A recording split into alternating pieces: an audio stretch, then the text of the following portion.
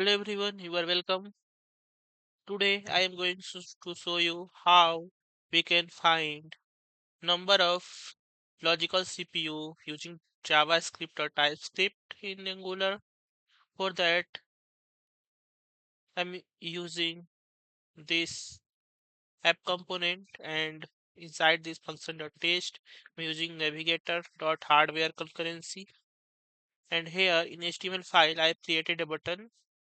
Once we click on function test, it will invoke this function and it will execute the console.log navigator.hardwareConcurrency.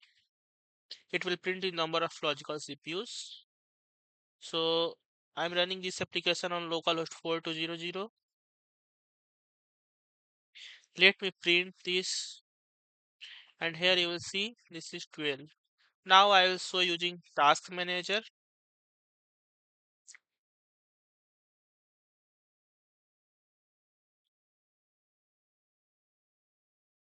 You can see here logical processors 12.